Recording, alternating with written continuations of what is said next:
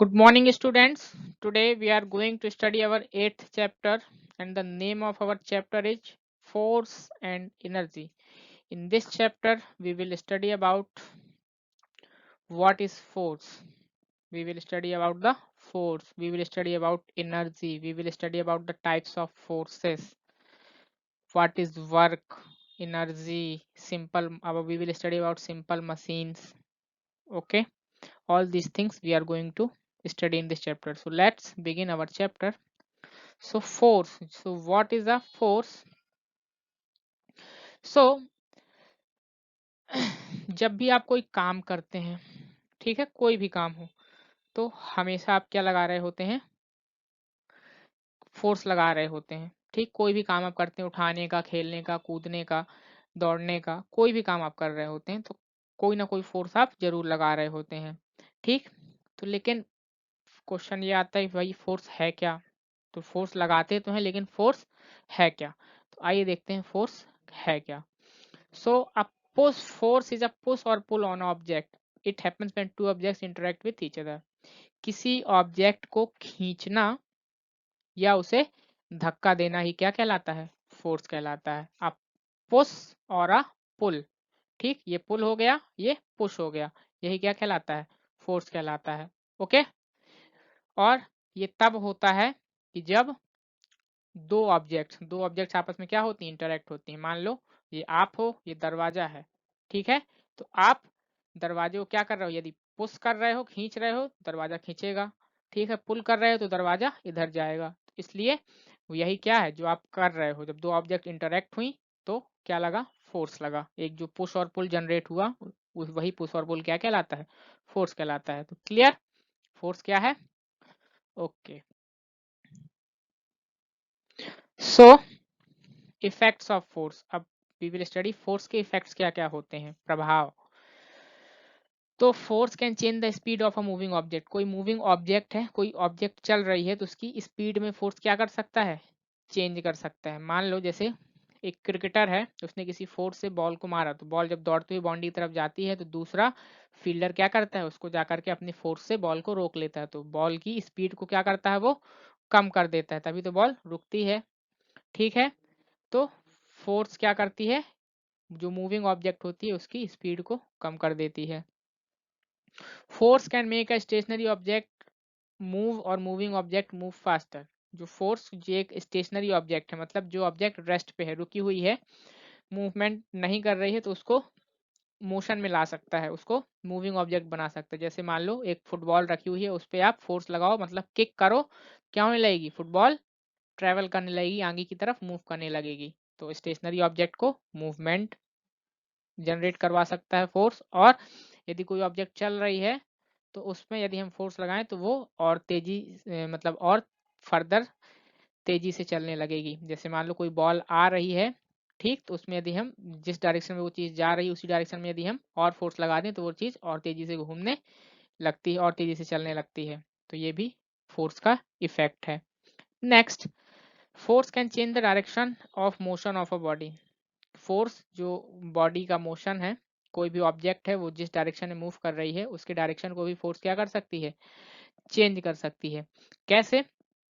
जैसे मान लो फुटबॉल, सामने वाले प्लेयर ने फुटबॉल मारी, वो आपकी तरफ आ रही है, और आपने यहाँ से फर्दर फोर्स लगाया, तो मान लो इस डायरेक्शन से फोर्स आ रही थी, फिर आपने फोर्स लगाया, तो वापस फुटबॉल ऐसी डायरेक्शन में चली गई, या इस डायरेक्शन में चली गई, या इस डायरेक्शन में चली गई। तो क्या हुआ? मूविंग ऑब्जेक्ट जो ऐसे आ रही थी, उसकी डायरेक्शन में चेंज हो गया, वो यहाँ वहाँ चली जाएगी। तो फोर्स क्या कर सकता है? मूविंग ऑब्जेक्ट की डायरेक्शन को भी चेंज कर सकता है। Next, force can change the shape और साइज ऑफ एन ऑब्जेक्ट। एक जो फोर्स है, फोर्स क्या कर सकता है? किसी भी ऑब्जेक्ट के शेप और साइज को चेंज कर सकता है। जैसे कि फॉर एग्जांपल मैं आपको बताऊं, जैसे ये एक ऑब्जेक्ट है, ठीक है, जिसमें मैं फोर्स लगाऊं, देखो अभी ये क्या है? फ्लैट है, सीधी है। अब इसमें यदि मैं फोर्स लगाऊं तो क्या होगा? ये देखो, इसका शेप साइज दोनों चेंज हो गया, ये टेढ़ी हो गई। ठीक है, या ऐसे कोई भी चीज है, उसके शेप एंड साइज को क्या कर सकता है? चेंज कर सकता है। या जैसे पेन है, मान लो उसको मैं फोर्स लगाऊं तो क्या होगा? उस फोर्स के कारण से पेन क्या होगा? टूट जाएगा, तो उसका साइज चेंज हो गया। सो जैसे कि ये पेन है, ठीक, इसको हम यदि हम फोर्स लगाएं तो क्या हुआ, देखो ये पेन दो टुकड़ों में टूट गया। तो पहले ये इतना लंबा था, लेकिन फोर्स लगाया तो ये क्या हो गया, इसका साइज चेंज हो गया। अब ये दो छोटे टुकड़ों में टूट गया। तो फोर्स क्या कर सकता है, किसी भी ऑब्जेक्ट के शेप या साइज को चेंज कर सकता है। होप समझ में आ गया होगा कैसे, ठीक है। Next, types of forces. Forces के टाइप्स क्या क्या हैं, किन किन टाइप्स की फोर्सेस होती हैं, आइए देखते हैं। तो फोर्सेस को दो कैटेगरीज में डिवाइड किया गया है। पहला कांटेक्ट और दूसरा नॉन कांटेक्ट फोर्स। पहला होता है कांटेक्ट फोर्स, दूसरा नॉन कांटेक्ट फोर्स। तो अब आइए देखते हैं कांटेक्ट फोर्स क्या है। तो contact force happen when two objects come in contact with each other. Contact का मतलब क्या होता है, जब एक दो कोई चीज आपस में मिली।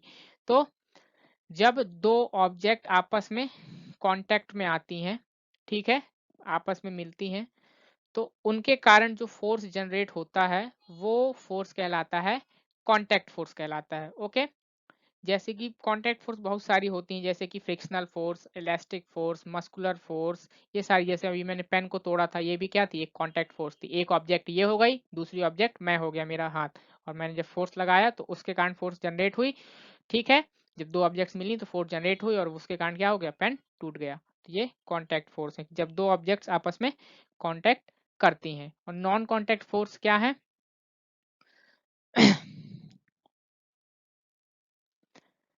तो कांटेक्ट फोर्स का पहला पार्ट, नॉन कांटेक्ट फोर्स वो है कि जब किसी सिंगल ऑब्जेक्ट के कारण बिना किसी दूसरी ऑब्जेक्ट के इंटरफियरेंस के फोर्स लगता है, ठीक है, तो वो नॉन कांटेक्ट फोर्स है। तो आइए अब कांटेक्ट फोर्स के हम लोग पार्ट्स देखते हैं। तो अभी आपको जैसे कांटेक्ट फोर्स का एग्जांपल दिया, अब जैसे नॉन कांटेक्ट फोर्स का एग्जांपल ग्रेविटेशनल फोर्स हो गया, ठीक है, या मैग्नेटिक फोर्स। जैसे ग्रेविटेशनल फोर्स क्या है, ये पेन है, ठीक है, ये पेन दिख रहा है सबको। अब इसको मैं यदि छोड़ दूं, बिना किसी ऑब्जेक्ट कांटेक्ट में, क्या हो गया, नीचे की ओर गिर गया, अपने आप अर्थ के द्वारा इसमें फोर्स लगाया जा रहा है, ठीक है। तो ये क्या है, ग्रेविटेशनल फोर्स है। या मैग्नेटिक फोर्स, दो मैग्नेटिक को आप पास पास रख दो, वो अपने आप क्या करेंगी, फोर्स जनरेट कर लेंगी और आपस में आकर के चिपक जाएंगी। होता है कि नहीं, आप लोगों ने घर में किया होगा। मैग्नेटिक मतलब चुंबक, चुंबक जानती होंगे, दो चुंबक को आसपास रख दो तो क्या होती है, वो अपने आप आपस में आकर चिपक जाती हैं, आप उसमें फोर्स लगाओ या ना लगाओ। तो इस टाइप के फोर्सेस जो बिना किसी दो ऑब्जेक्ट्स के कांटेक्ट से जनरेट हुए, वो क्या होते हैं, नॉन कांटेक्ट फोर्स होते हैं, जैसे कि ग्रेविटेशनल फोर्स और मैग्नेटिक फोर्स। ओके, तो अब हम लोग कांटेक्ट फोर्स के टाइप्स पढ़ते हैं। तो पहला है फ्रिक्शनल फोर्स। ये क्या है, तो friction is a force which opposes the motion of a moving body. Friction एक ऐसा फोर्स है, हिंदी में बोलते हैं घर्षण, ठीक। तो ये एक ऐसा फोर्स है जो बॉडी के मूवमेंट के अपोजिट डायरेक्शन में लगता है, कि जैसे बॉडी हमारी उसको बॉडी के मूवमेंट को अपोज करता है। जैसे हम कोई चीज बस बॉल को हम ग्राउंड पे बॉल मूव कर रही हो, तो वो कुछ देर बाद आकर के क्या हो जाती है, अपने आप रुक जाती है, चाहे कोई उसको रोके या ना रोके। और वो किस कारण से है, क्योंकि जब वो अर्थ के सरफेस से कांटेक्ट में आई, तो अर्थ के सरफेस ने फ्रिक्शनल फोर्स जनरेट किया। जो बॉल यदि सीधे ऐसे जा रही है, तो जो फ्रिक्शनल फोर्स है वो ऐसे अर्थ के द्वारा लगाया गया फ्रिक्शनल फोर्स ऐसे, मतलब अपोजिट डायरेक्शन में लग रहा है। तो इसके कारण इस बॉल के मूवमेंट में धीरे धीरे क्या आएगी, कमी आएगी, और धीरे धीरे बॉल फिर क्या हो जाएगी, रुक जाएगी। यही क्या होती है, फ्रिक्शनल फोर्स की। जब दो ऑब्जेक्ट के सरफेस आपस में कांटेक्ट होते हैं और उनमें जब एक दूसरे को रब करो तो उनके बीच में एक फोर्स जनरेट होती है, और यही फोर्स क्या कहलाती है, फ्रिक्शनल फोर्स कहलाती है। और जब दो ऑब्जेक्ट की जो सरफेस है आपस में एक दूसरे से रगड़ खाते हैं, रब करते हैं, तभी ये फोर्स जनरेट होती है, ठीक है। ये मूविंग बॉडी के मूवमेंट को स्लो करता है, स्लो कर देती है, ठीक है। जितना ज्यादा सरफेस हमारा रफ होगा, उतना ज्यादा फ्रिक्शनल फोर्स लगता है, ठीक है। जितना ज्यादा सरफेस हमारा स्मूथ होगा, उतना कम फ्रिक्शनल फोर्स लगता है, ठीक है। हम चल पाते हैं ना पृथ्वी में, वो भी फ्रिक्शनल फोर्स के कारण है। यदि फ्रिक्शनल फोर्स ना हो तो हम चल ही ना पाए। जैसे देखा होगा, कोई एक बहुत चिकना सरफेस हो, ठीक है, तो वहां पे हम आसानी से नहीं चल पाते हैं, फिसल जाते हैं, गिर जाते हैं। क्यों, क्योंकि वहां पे फ्रिक्शनल फोर्स नहीं होता है। मैंने बताया ना, स्मूथ सरफेसेस पे फ्रिक्शनल फोर्स बहुत कम होता है। और यदि एक खुरदुरा सरफेस है, नॉर्मल जमीन है, तो वहां पे हम आसानी से चल लेते हैं, क्योंकि वहां पे फ्रिक्शनल फोर्स ज्यादा होता है। तो ये है फ्रिक्शनल फोर्स। फ्रिक्शन के यूजेस क्या क्या हैं? तो the friction between rubber tyres and road makes a vehicle move forward with no friction, the tyres would just spin. Friction force से क्या होता है, कोई भी व्हीकल होती है वो आगे की ओर बढ़ पाती है। ठीक है, जो टायर रोड है, जब रोड में टायर रखा गया तो जब टायर आगे की ओर ऐसे स्पिन करता है, मूव करता है, तो अर्थ के द्वारा पीछे की ओर फोर्स लगता है, तो इसलिए टायर फिर आगे बढ़ पाता है। यदि फ्रिक्शनल फोर्स ना हो तो टायर क्या करे, वहीं वहीं घूमते रहे, व्हीकल आगे बढ़े ही नहीं। फ्रिक्शन फोर्स के कारण ही व्हीकल्स क्या करती हैं, मूव करती हैं।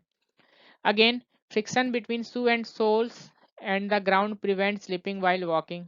ठीक, हम चल भी फ्रिक्शन फोर्स के कारण चल पाते हैं कि जब हम ग्राउंड में चलते हैं तो हमारे जो पैर का सोल है, या जूता पहने हैं, चप्पल पहने, तो उनका जो सोल है और अर्थ का जो सरफेस है, उनके बीच में फ्रिक्शनल फोर्स लगता है, इसलिए हम बिना स्लिप हुए चल पाते हैं। नेक्स्ट है writing a writing with a pencil requires friction. यदि हम पेंसिल से लिख रहे हैं तो उसमें भी क्या चाहिए, हमें फ्रिक्शन चाहिए, तभी हम सही से लेटर्स को बना पाते हैं, सुंदर लिख पाते हैं, नहीं तो हम ना लिख पाए। ठीक है, सारी चीजें स्लाइड करें। Next demerits of friction. Frictions के डीमेरिट्स क्या क्या क्या घाटे हैं? When two parts of a machine rub against each other, they can cause damage. Using lubricants such as oil can reduce friction. ठीक है, मशीन्स के जब दो पार्ट्स, कोई मशीन है उसके जब दो पार्ट्स आपस में रगड़ खाते हैं तो वो क्या कर सकते हैं, नुकसान कर सकते हैं। ठीक है, इसलिए देखा होगा आपने, जब भी कोई मशीन होती है उसमें हम लोग ग्रीसिंग वगैरह कराते हैं, ऑयलिंग वगैरह कराते हैं, इसीलिए कराते हैं क्योंकि यदि वो आपस में रगड़ खाएंगे तो यदि फ्रिक्शन ज़्यादा हो गया तो वो डैमेज ज़्यादा, नुकसान ज़्यादा कर देंगे। ठीक, इसलिए उनके बीच में हम ऑयल वगैरह लगाते हैं, क्योंकि उससे क्या हो जाते हैं, दोनों के सरफेस चिकने हो जाते हैं और उनके बीच में फ्रिक्शन फोर्स कम लगता है। ठीक, तो ये डीमेरिट्स हैं। दूसरा, if you want to move an object, friction can make the object more difficult to move. Friction can make it difficult to ride a bicycle or walk through sand. यदि आप किसी ऑब्जेक्ट को move करना चाहते हैं, ठीक है, जैसे मान लो कुछ चीज रखी हो, मान लो बेड रखा हो आपका घर पे, उसको आप मूव करना चाहते हैं बिना उठाए, धक्का देना चाहते हैं, तो फ्रिक्शन से क्या हो जाता है, मुश्किल हो जाता है उस चीज को धक्का दे करके आगे ले जाना। ठीक है, उसी प्रकार जैसे बालू में साइकिल चलाना, वहां पे भी फ्रिक्शन फोर्स बहुत ज्यादा हो जाता है, इसलिए बालू पे साइकिल चलाना बहुत मुश्किल हो जाता है। तो ये डीमेरिट्स हैं फ्रिक्शनल फोर्स के।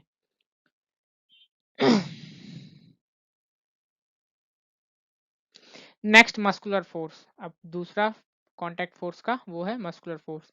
तो ये ऐसा फोर्स है, ठीक, जब हम अपनी मसल्स की सहायता से कोई फोर्स लगाते हैं, वो मस्कुलर फोर्स कहलाता है। जैसे कि जब हम फोर्स को लगाने में पुश या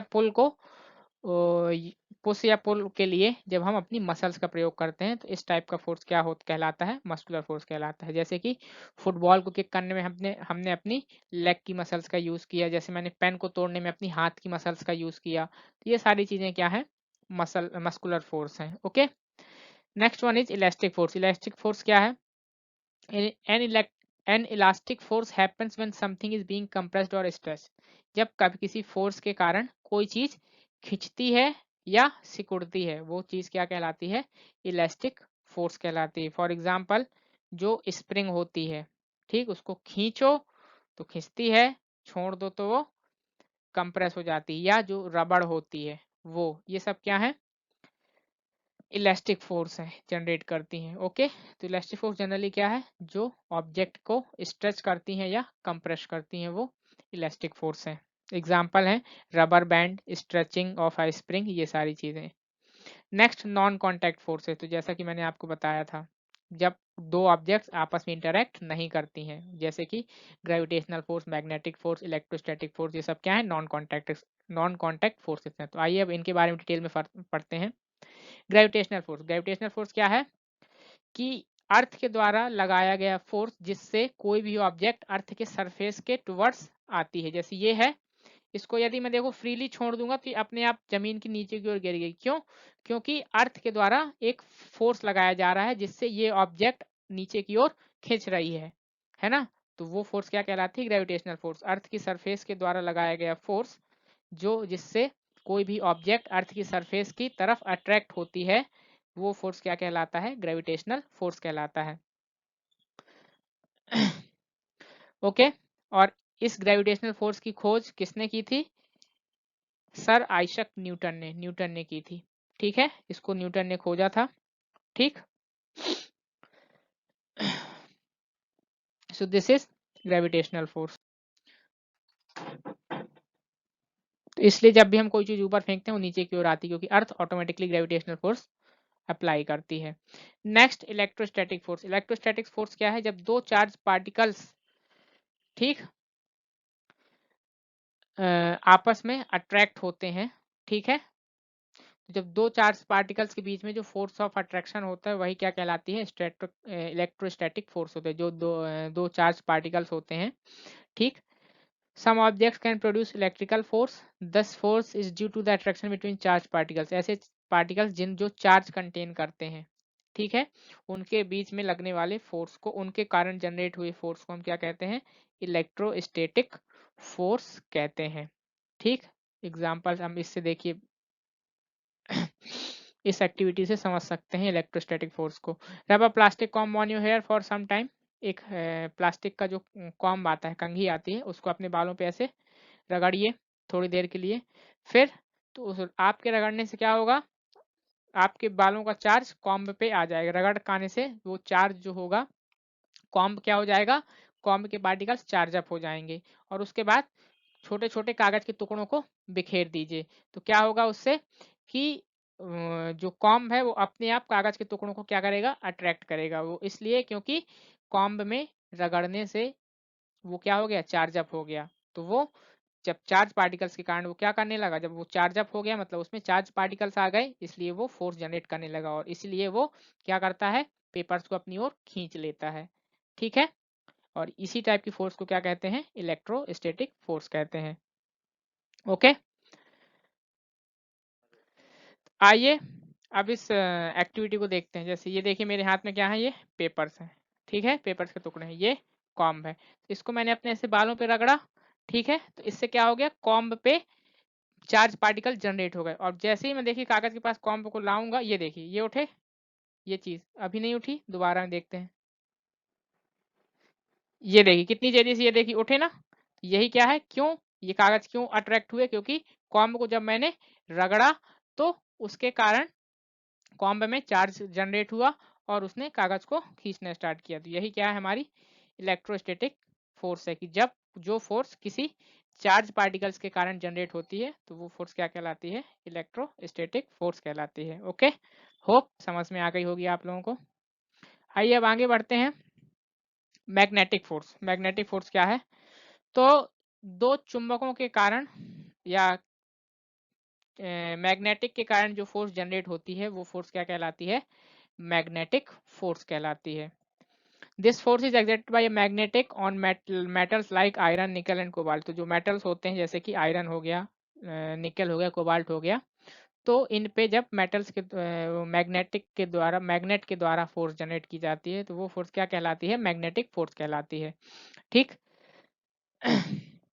magnetic force is use to separate iron from garbage dumps. इस फोर्स का यूज किया जाता है जैसे जो गार्बेज डंप्स होते हैं वहां से आयरन को अलग करने के लिए, ठीक है, आयरन को सेपरेट आउट करने के लिए इस फोर्स का यूज किया जाता है। Next is work. अगला टॉपिक है वर्क। तो वर्क क्या है? Work is said to be done when the force applied can move an object in the direction of the force. कि वर्क डन हम तभी कह सकते हैं, वर्क एक ऐसा फिनोमेना है जब तभी होता है कि जब हम किसी ऑब्जेक्ट पे फोर्स अप्लाई करें और वो ऑब्जेक्ट उसी फोर्स के डायरेक्शन, जैसे मैंने ऐसे फोर्स अप्लाई किया तो इसी डायरेक्शन में वो ऑब्जेक्ट क्या करने लगे? मूव करने लगे, ठीक है, ऐसे ही वो क्या करने लगे? मूव करने लगे फर्दर को आगे वो ऑब्जेक्ट। तो वो चीज क्या कहलाती है? वर्क डन कहलाती है। तब हम कहेंगे कि ऑब्जेक्ट ने क्या किया? वर्क किया। Work is not done when there is no movement, ठीक है, जैसे हम मान लो दीवार को धक्का मारे तो कोई मूवमेंट होगा क्या? नहीं होगा, तब हम कहेंगे कि वर्क डन नहीं हुआ है। वर्क डन तभी होता है जब फोर्स लगाने पे वो ऑब्जेक्ट मूव करने लगती है फोर्स के डायरेक्शन में। ओके, एग्जाम्पल जहाँ पे वर्क डन होता है जैसे कि स्लीपिंग, थिंकिंग, रीडिंग, ये सब क्या है? Not considered work scientifically. इनमें जब साइंटिफिकली इनको हम वर्क डन के उसमें नहीं रखते हैं क्योंकि इनमें कोई काम नहीं होता, कोई मूवमेंट नहीं होता है, ठीक है। और वर्क डन किन? जैसे कि मूविंग अ कार्ट, एक कार्ट को चलाना, जैसे जब एक बैल खींचता है कार्ट को तो वो आगे बढ़ने लगती है, तो वो कहते हैं कि तब वर्क डन हुआ। जब हम किसी बॉल को हिट करते हैं तो क्या होता है? बॉल मूव करने लगती है, तो ओपनिंग अ डोर, जब हम डोर को पुल करते हैं डोर क्या होने लगता है, हिलने लगता है, तो बंद हो गया तो लगेगा, तो वो भी वर्क डन के एग्जाम्पल्स हैं। और जैसे कि किसी दीवार को धक्का मारना और दीवार कट मूव नहीं की तो वो क्या हो गया, वर्क डन वहां पे नहीं होता है क्योंकि मूवमेंट नहीं हुआ बॉडी में। तो ये है वर्क। एनर्जी, एनर्जी क्या है, एनर्जी वो फिनोमेना है, एबिलिटी टू डू वर्क, काम करने की क्षमता को ही हम क्या कहते हैं, एनर्जी कहते हैं। ठीक है। और एनर्जी के बहुत सारे फॉर्म्स पाए जाते हैं, उनमें से कुछ हैं जैसे कि मैकेनिकल एनर्जी जो मशीन्स के द्वारा जनरेट की जाती है। ठीक, sound energy, heat energy, sound energy जो साउंड वेव्स के द्वारा, हीट एनर्जी मतलब सनलाइट या हीट उसके द्वारा, लाइट एनर्जी, फिर इलेक्ट्रिकल एनर्जी, ये सारी एनर्जीज हो टाइप्स की, एनर्जी के टाइप्स हैं। आइए इनके बारे में पढ़ते हैं।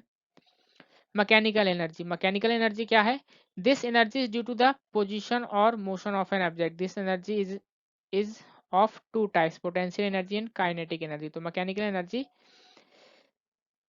क्या होती है, जब कोई ऑब्जेक्ट मोशन कर रही हो या उसकी पोजीशनिंग क्या है, ठीक है, उस कंडीशन में जो एनर्जी होती है वो मैकेनिकल एनर्जी कहलाती है। और generally mechanical energy two types की होती है।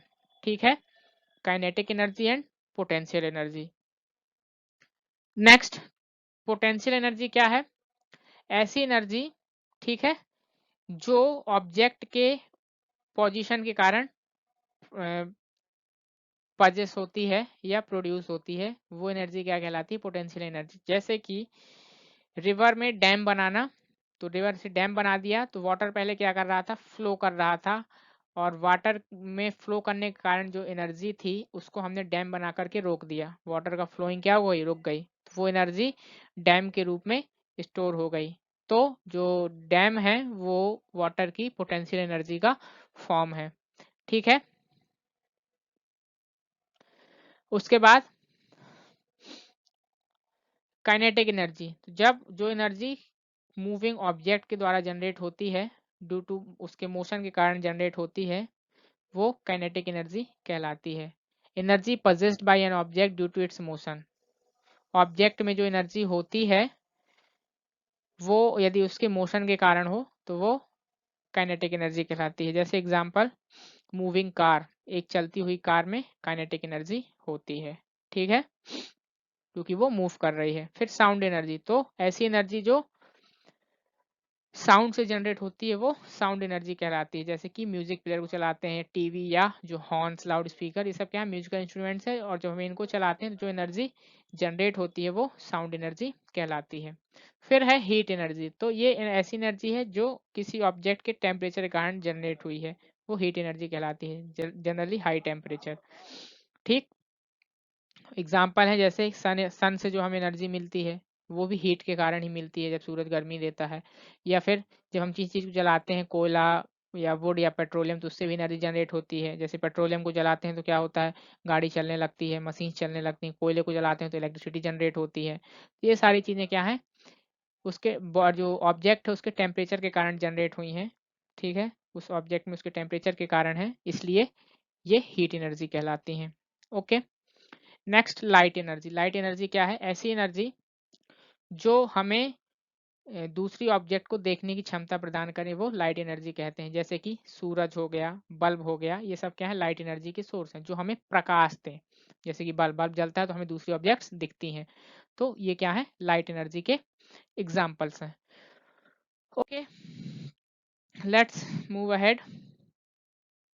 नाउ, इलेक्ट्रिकल एनर्जी, तो इलेक्ट्रिसिटी के कारण जो एनर्जी जनरेट होती है, जैसे कि टीवी का चलना, ये किसके कारण है, इलेक्ट्रिकल एनर्जी के कारण, पंखे का चलना, ठीक है, वॉशिंग मशीन, जितने भी इलेक्ट्रिकल अप्लायंसेस है ये सब इलेक्ट्रिकल एनर्जी पे फंक्शन करते हैं। तो ऐसी एनर्जी जो इलेक्ट्रिसिटी के कारण है। ठीक, और ये जनरेट कहाँ होती है, पावर स्टेशंस में, जैसे थर्मल पावर स्टेशंस होते हैं या हाइड्रो पावर स्टेशंस होते हैं। ठीक, जहाँ से ये एनर्जी बनती है फिर इसको यूटिलाइज किया जाता है। Law of conservation of energy, energy का लॉ ऑफ कंजर्वेशन क्या है कि the law of conservation of energy states that energy can neither be created nor be destroyed, ना ही हम एनर्जी को क्रिएट कर सकते हैं ना ही उसको हम डिस्ट्रॉय कर सकते हैं, ना ही हम एनर्जी को बना सकते हैं ना ही उसको हम नष्ट कर सकते हैं। केवल एनर्जी को एक फॉर्म से दूसरे फॉर्म में चेंज किया जा सकता है। पहले से जितनी एनर्जी है वो एनर्जी हमारे यूनिवर्स में प्रेजेंट है, हम उसी एनर्जी को क्या करते हैं, केवल एक फॉर्म से दूसरे फॉर्म में चेंज करते हैं। मैकेनिकल को इलेक्ट्रिकल में, इलेक्ट्रिकल को मैकेनिकल में। जैसे कि इलेक्ट्रिसिटी है, हमने स्विच दबाया तो पंखा चलने लगता है, तो वो इलेक्ट्रिकल एनर्जी किसमें चेंज हो जाती है, मैकेनिकल एनर्जी में, जिससे कि पंखा रूपी मशीन चलने लगती है। ठीक है, तो energy, law of conservation of energy ये कहता है कि किसी भी एनर्जी को ना ही बनाया जा सकता है ना ही डिस्ट्रॉय किया जा सकता है, केवल उसको उसके एक फॉर्म से दूसरे फॉर्म में चेंज किया जा सकता है। जैसे केमिकल से मैकेनिकल या मैकेनिकल से केमिकल या इलेक्ट्रिकल, किसी भी एक फॉर्म से दूसरे फॉर्म में केवल चेंज किया जा सकता है। Okay, simple machines. अब हम पढ़ेंगे सिंपल मशीन्स। तो सिंपल मशीन्स क्या है, ऐसी मशीन्स जो हमारे काम को आसान बनाती हैं और हमारे समय को बचाती हैं, वो मशीन क्या कहलाती हैं, सिंपल मशीन्स कहलाती हैं। जो हमारे काम को आसान और हमारे काम में को गति प्रदान करती हैं, वो मशीन्स क्या कहलाती हैं, सिंपल मशीन्स कहलाती हैं। ठीक है, machines do work either by increasing force और speed by changing the direction of the force. और मशीन्स काम कैसे करती हैं, या तो काम करके, ठीक है, या तो फोर्स बढ़ा करके या डायरेक्शन, फोर्स की डायरेक्शन को चेंज कर करके, और इस तरह से हमारा जो एफर्ट है वो कम हो जाता है और हमारा काम जल्दी होता है। तो ये सब सारी सिंपल मशीन्स हैं। जैसे कि एग्जांपल है, मैं आपको देता हूँ। जैसे दीवार में हमें कील ठोकनी हो, ठीक है, तो हम यदि उसको हाथ से चाहे जितना जोर लगा लें, लेकिन वो कील दीवार पे नहीं जाएगी। और वही यदि हम एक हैमर ले लें, एक हथौड़ा ले लें, ठीक है, और उस हथौड़े से उस कील में प्रहार करें, तो क्या होगी, कील आसानी से दीवार के अंदर चली जाएगी। क्यों? क्योंकि हमें उतनी फोर्स भी नहीं लगानी पड़ी और उस सिंपल मशीन हथौड़े के कारण क्या हो गया, हमारे जो डायरेक्शन, फोर्स का डायरेक्शन था वो चेंज हुआ, कि बिल्कुल कील के सेंटर में हमारा फोर्स लगने लगा और वहीं हम प्रहार करने लगे, डायरेक्शन चेंज हुआ और फोर्स की स्पीड चेंज हुई और उससे वो कील आसानी से दीवार के अंदर चली गई। हमारा काम क्या हो गया, कम हो गया, हमारा एफर्ट क्या हो गया, कम हो गया। यही क्या है, सिंपल मशीन्स है। आइए कुछ सिंपल मशीन्स की कॉमन सिंपल मशीन्स आई देखते हैं कौन कौन सी हैं। जैसे कि inclined plane, wedge, pulley, lever, wheel and axle screw, ये सारी चीजें क्या है, सिंपल मशीन्स हैं। जैसे कुएं से पानी निकालना हो तो ऐसे ही हाथ से निकालेंगे कुएं से, उतने नीचे गहरे कुएं से तो बहुत दिक्कत जाएगी, और हम उसमें एक इंक्लाइंड प्लेन लगा देते हैं, जो जैसे क्या होता है, एक व्हील टाइप में होता है, फिर उसके सहायता से रस्सी से खींचते हैं तो आसानी से पानी को निकाल लेते हैं। तो ये क्या करती हैं, सिंपल मशीन्स हमारे काम को आसान करती हैं, हमारे एफर्ट को कम करती हैं। ये सारे एग्जांपल्स हैं सिंपल मशीन्स।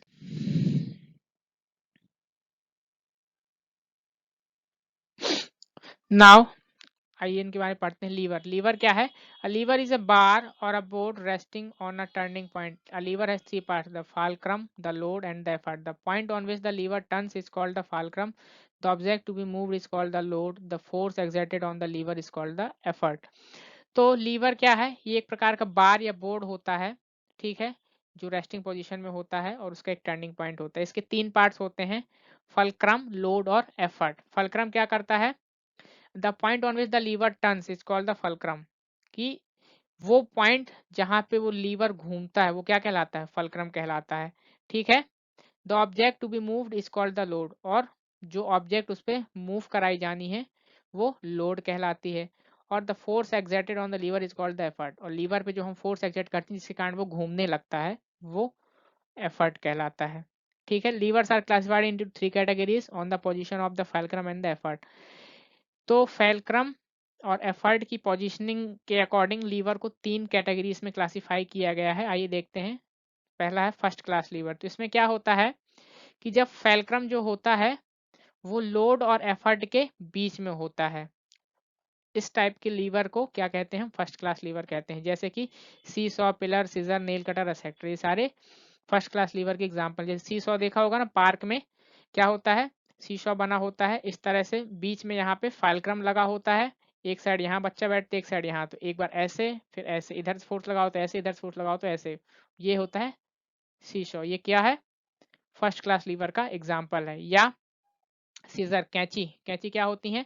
उसकी कैंची की दो पत्तियां होती हैं, उनके बीच में यहाँ पे ऐसे, ये जहाँ पे मेरी उंगलियां क्रॉस हो रही हैं वहां पे नट लगा होता है, तो वो क्या है? फेल्क्रम है, जो यहाँ पे इनके बीच में जहाँ से दोनों ये इंक्लाइंड है, ये फेल्क्रम है, और इसको हम आसानी से चला सकते हैं। लोड और एफर्ट दोनों के किनारे किनारे हैं, तो जब, कहने का मतलब, लोड और एफर्ट के बीच में फेल्क्रम होता है तो वो लीवर का क्या कहलाता है? फर्स्ट क्लास लीवर कहलाता है। सेकंड है सेकंड क्लास लीवर, तो इसमें क्या होता है कि लोड है is between the fulcrum and the effort, तो जो लोड होता है वो फेल्क्रम और एफर्ट के बीच में होता है, ठीक है, वो सेकेंड क्लास लीवर कहलाता है। जो हमारा फेल्क्रम होता है या जो हमारा एफर्ट होता है उसके बीच में हमारा लोड होता है। जैसे कि एग्जांपल, नट क्रैकर, जो नट्स को क्रैक करने वाला मशीन आती है, या बॉटल ओपनर, बॉटल को ओपन करने वाली, तो ओपनर देखा हो ना, जनरली जो कोल्ड ड्रिंक्स वगैरह को ओपन करने वाला वो होता है, तो उसमें क्या होता है? एफर्ट हम कहाँ से लगाते हैं? पीछे से, ठीक है। तो जो लोड होता है वो कहाँ पड़ता है? फेल्क्रम और एफर्ट के बीच में होता है, ठीक है। या व्हील हो गया, व्हील का जो बैरो होता है, जिससे व्हील क्या होता है, जैसे कि जो पहिया होता है ना, जब गोल गोल पहिए के बीच में जो वो लगा होता है जिसमें पहिया होल्ड अप होता है, वो क्या हो गया? लोड हो गया। और इस टाइप की जो लीवर्स होते हैं वो सेकेंड क्लास लीवर होते हैं। Now third class lever. Third class lever क्या है? When the effort is between the fulcrum and load, कि जब फाल्क्रम और लोड के बीच में क्या हो? एफर्ट हो, ठीक है, वो क्या कहलाते हैं? थर्ड क्लास लीवर कहलाते हैं। जैसे कि स्टेपलर हो गया। स्टेपलर क्या है? जैसे स्टेपलर होता है तो उसमें जो लीवर होता है वो कहाँ होता है? सबसे पीछे होता है, मतलब जो फेल्क्रम होता है वो सबसे पीछे होता है। लोड कहाँ होता है? बीच में लोड सबसे आगे होता है, और जो एफर्ट होता है वो सेंटर में होता है। जब उसको हम दबाते हैं तो वो क्या हो जाती है? पिंच आर पार हो जाती है, जिस चीज को भी हमें स्टेपल करना होता है। तो इस टाइप के लीवर क्या कहलाते हैं? थर्ड क्लास लीवर कहलाते हैं, कि जब फेल्क्रम और लोड के बीच में एफर्ट होता है। तो ये पोजिशनिंग के बेस्ड पे 3 क्लास के लीवर थे जो हमने पढ़े। Next is inclined plane. अगली सिंपल मशीन है इंक्लाइंड प्लेन, और ये क्या है? An inclined plane is a flat surface that is raised at one end. तो इंक्लाइंड प्लेन एक ऐसा फ्लैट सरफेस है जो एक किनारे से क्या हुई होती है? उठी हुई होती है, ठीक है। तो it takes less force to move, जैसे कि जो देखा होगा स्टेशन वगैरह पे सीढ़ियाँ वगैरह चढ़ाने के लिए, जो जब बड़े सामान ले जाने के लिए जो ऐसे पुली टाइप में लिए रहते हैं, वो क्या है? Inclined plane. तो उसका एक भाग क्या रहता है? ऊंचा रहता है, पहिए से जुड़ा रहता है, तो उससे लोड को उठाने में हमें आसानी होती है, ठीक है, कम एफर्ट लगाना पड़ता है, तो वो इंक्लाइंड प्लेन है। It takes less force to move an object up along an inclined plane that it does to lift it is straight up ramps staircase and sloping roads are examples of inclined plane। जैसे कि जो जितने भी ramps हो गए या सीढ़ियां हो गई, ये सब क्या है? इंक्लाइंड प्लेन के एग्जाम्पल्स हैं, ठीक है। जैसे फ्लैट सरफेस थोड़ा सा उठा हुआ, क्या होगा? यदि ऐसे स्लोपी होगा वो चीज़, चढ़ने में हमें दिक्कत जाएगी, और यदि सीढ़ियाँ होंगी तो हम आसानी से चढ़ लेते हैं, लेस एफर्ट लगता है। पुली, पुली क्या है? A pulley is a wheel with a groove around its zero edge. Pulley क्या है? एक प्रकार का व्हील होता है जो अपने जीरो एज पे घूमते रहता है, ऐसे जब कुएं से पानी निकालने के लिए जिसको हम यूज वगैरह करते हैं, वो पुली है, ठीक। तो ये जो ग्रूव होता है वो रोप को होल्ड कर सकता है, और फिर जो हैवी लोड्स हैं उनको हम आसानी से पुल कर सकते हैं पुली की सहायता से, ठीक। ये पुली है। नेक्स्ट एग्जांपल, जैसे flag pole, wells and cranes, इन सब में क्या होती हैं? पुली होती हैं, जिससे भारी भारी सामान को आसानी से उठा सकती हैं। Pulleys are of two types, fixed pulley and movable pulley. Pulley दो प्रकार की होती हैं, फिक्स्ड पुली और मूवेबल पुली। एक जो फिक्स होती हैं जैसे कि कुएं वाली मैंने बताई, वो क्या होती है? फिक्स्ड होती है, वो वहीं घूमती है। और एक मूवेबल, जिसको हम एक जगह से दूसरी जगह मूव कर सकते हैं। फिर है स्क्रू। स्क्रू क्या है? ये सिंपल मशीन है, ये भी एक सिंपल मशीन का फॉर्म है, ठीक है। जो स्क्रू सब लोग जानते हैं, नट, उसको क्या बोलते हैं? स्क्रू, ठीक है।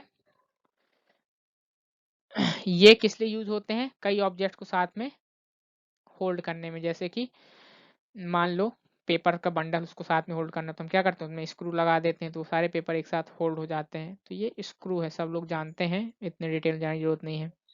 जैसे कि जो लाइट बल्ब्स होते हैं, इनमें स्क्रू होते हैं, screw jacks, drilling machines, nut bolt, ये सब क्या है? स्क्रू के एग्जांपल्स हैं।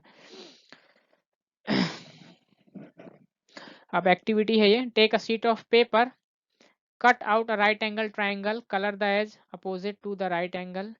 तो एक आपको पेपर की शीट लेनी है, उसको राइट एंगल में कट करिए, उसके अपोजिट जो एज है, the colour the edge opposite to right angle. तो जो राइट एंगल के अपोजिट वाला एज है मीन्स हाइपोटेन्यूज को क्या करना है आपको, कलर कर दीजिए। That will be the long side, वो सबसे क्या होगी, लंबी साइड होगी। Wrap the edge around a pencil, और उस एज को एक पेंसिल के चारों तरफ क्या करिए आप, मोड़ दीजिए। The coloured inclined edge form the edges of the screw, तो जो कलर्ड इंक्लाइंड है, जो उसमें आपने कलर किया था, वो क्या करेगी, वो स्क्रू फॉर्म करेगी। और इस एक्टिविटी से हमारा ये प्रूव होता है कि screw is an inclined plane, जो हमारा स्क्रू होता है वो क्या होता है, एक इंक्लाइंड प्लेन होता है। ठीक है, कि कोई एक प्लेन चीज थी उसको हमने लपेट के क्या कर दिया, इंक्लाइन कर दिया। ठीक है, इस एक्टिविटी से आप कर सकते हैं। Next is wedge. अब वेज क्या है, a wedge is a piece of material that narrows to thin edge. Pushing the wedge is one direction creates a force in sideways direction. The head of an X is wedge. Swinging the X into a long can split the long apart. A wedge is used to cut, split और push apart two back. तो wedge एक ऐसी चीज है जिसमें जो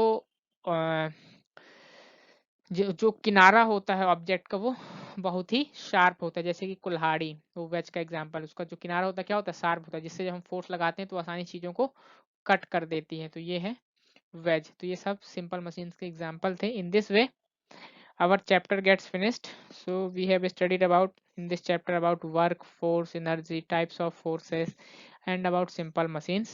Hope you all understood. Thank you everyone. Goodbye, take care.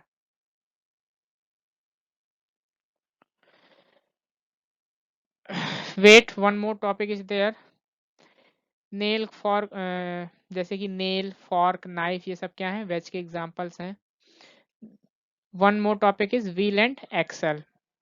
ये क्या है, व्हील और axle. And axle is a rod that goes through a wheel and allows the wheel to turn. तो एक्सल क्या है, एक ऐसी रॉड है जो व्हील के बीच में से लगी होती है, जो व्हील को क्या करती है, मूव करने में सहायता करती है। 10 pen axle and wheel together, an axle and wheel together is a simple machine which makes easy to move things from one place to another. इसलिए व्हील और एक्सल एक ऐसी सिंपल मशीन है जो चीजों को एक जगह से दूसरी जगह मूव करने में आसान करती हैं।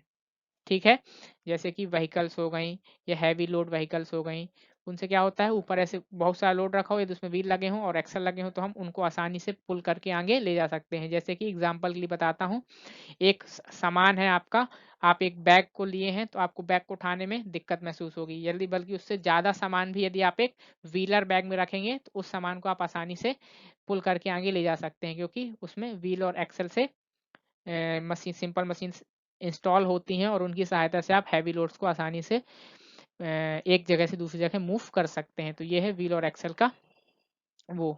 ठीक, तो ये सारी चीज़ें हमारी ख़त्म हुई। एग्जाम्पल हैं, steering wheel, bike cycle, swing machine, door knobs, roller skates, ये सब क्या है, व्हील और एक्सल के एग्जाम्पल हैं। Okay, so thank you everyone, good bye, take care.